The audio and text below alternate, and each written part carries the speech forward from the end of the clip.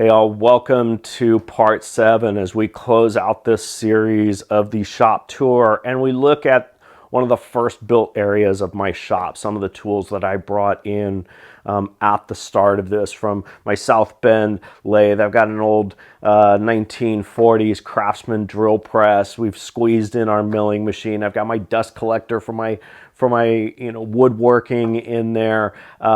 All my, kind of my tool cabinets and so on and so forth. So through here is where I tend to find a lot of the heavier lifting gets done within the shop, and also a space that I could just hide out there and just crush a bunch of hours very, very easily. So again, thank you for tuning in on this, this final piece of this series.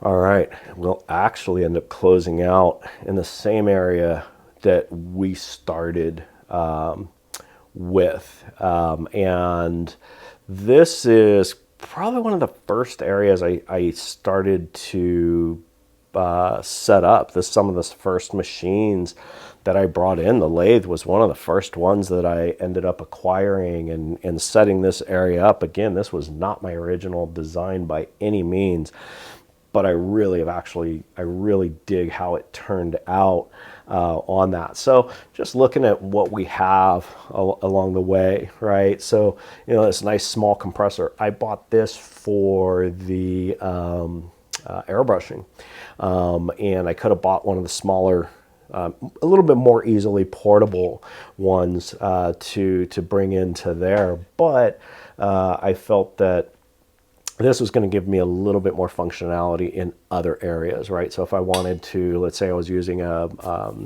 nail gun, this is going to be able to run a nail gun, right, as well, plus be small enough and be portable, where I wouldn't get that if I just bought the small airbrush only.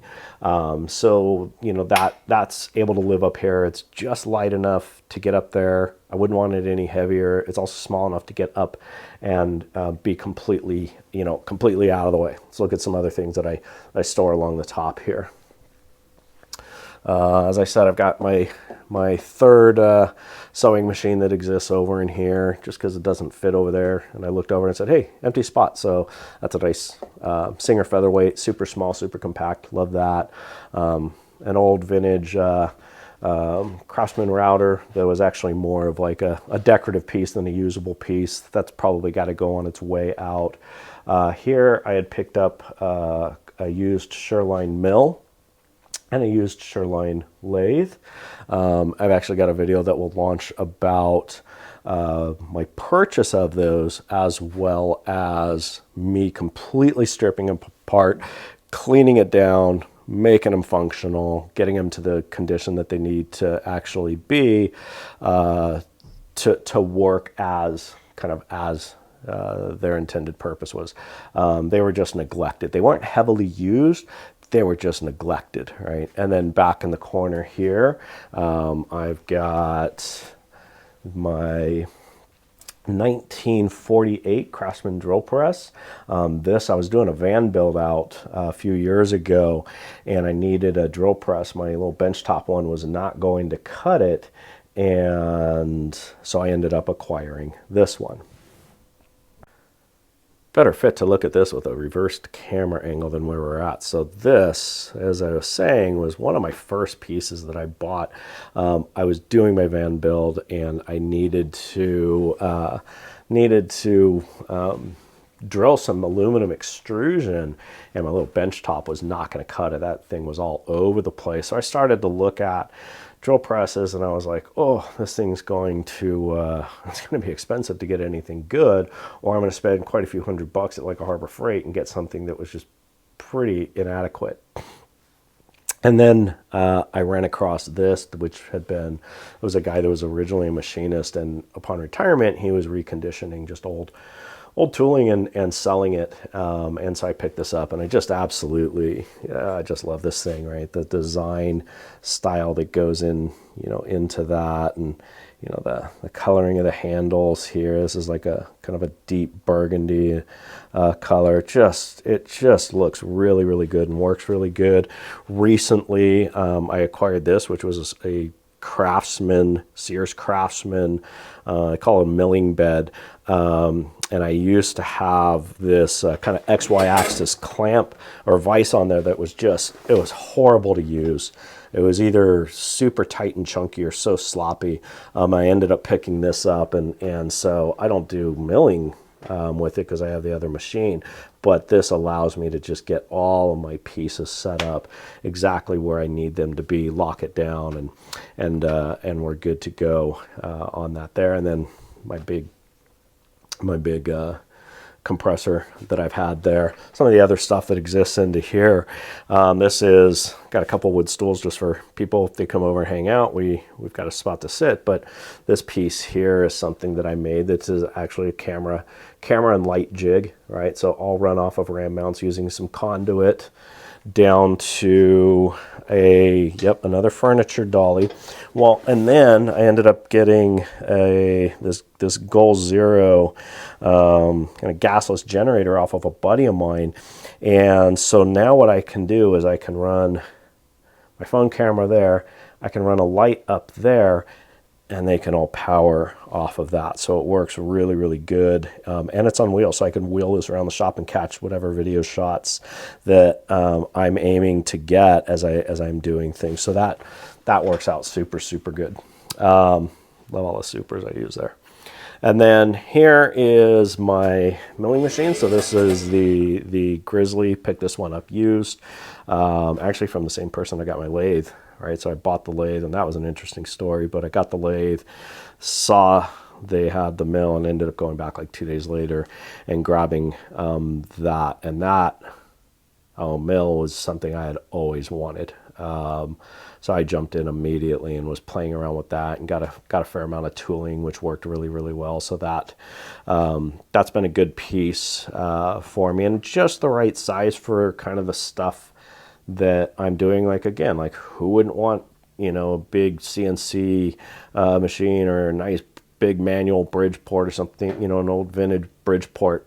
Space and money just couldn't warrant it, especially in a spot where I'm learning it. This fit the bill. It already had the DRO set up on it. Everything just worked really, really well. And the guy was cool that I picked it up from, so that was good.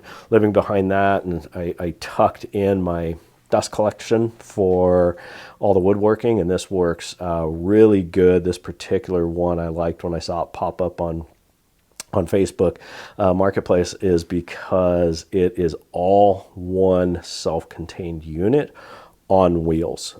It couldn't have been better built for kind of my shop and my use case than this. Total crapshoot with my hoses and all that. That's like a whole other project. I kind of got this prematurely. I wasn't quite ready for it, but I've used it. I mean, it works perfectly on all the wood tools, but it's just not efficient. I have to pull everything. I don't move the machine, but I got to pull all the hoses out and set everything up. And so that's a whole other project in itself. And then I've got the Southbend lathe. This is my 1965 Southbend lathe. Absolutely love this thing. Ended up adding the DRO setup to this. Found a nice light for sale, which was kind of almost period correct on that. So this is just in fantastic shape. Done a couple of upgrades with this. I did not want to go CNC initially. A couple of reasons. One, as I've stated, I didn't know how to do CAD. But the other thing was also that I wanted to learn this stuff from a manual state. I had run a lathe minimally previously, right? I had run a mill minimally previously. But to get into a point where I actually have my own and I can come out and do stuff, I wanted to learn it manually. When I first got this thing, I was spending hours a day for weeks just learning how to get surface finish down, and then learning how to get angles down, and then learning how to hit my correct measurements, and so a lot of learning went on with this particular machine, which is also still a super functional machine for almost anything that I would need. And I love that this one had the cabinet. So again, buying one that was used, I got a really good deal on this, but it was interesting because I ended up buying this and another Southbend from 1938 both on the same day. So I found this one from 38, was going to be just this, that was going to be the lathe I was going to get.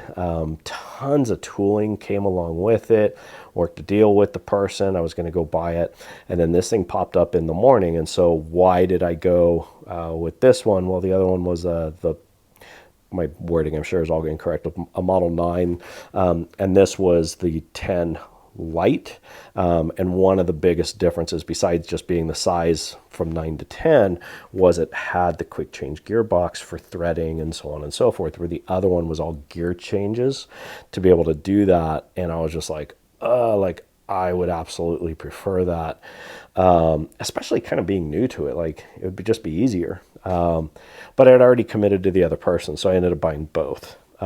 Which worked out for me really, really well, because I was able to bring in the other one, which had tons of tooling. I kept all the tooling and was able to resell that lathe for what I paid for it. So all that tooling ended up coming to me at no cost.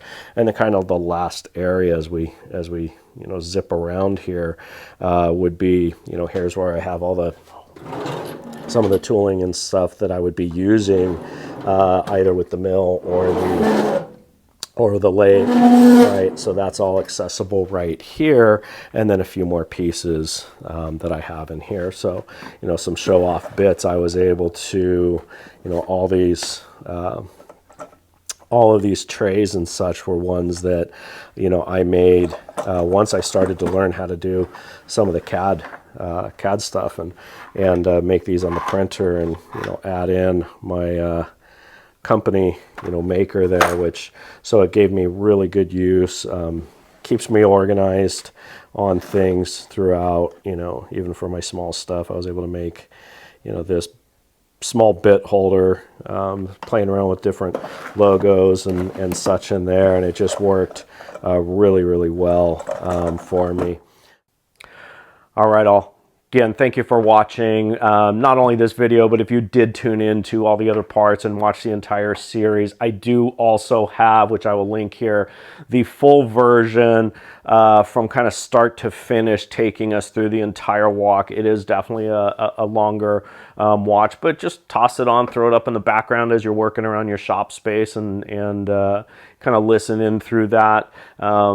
But I did want to take this down into some smaller pieces. If there was an area of the shop that interested you more, you've got the ability to just click on that. So if you haven't seen the others, again, this is part 7. I'll start with the intro and take us through kind of each section of the shop. So I appreciate you tuning into this video. Appreciate you tuning into the series if you did get through all the videos, and we'll see you on the next one.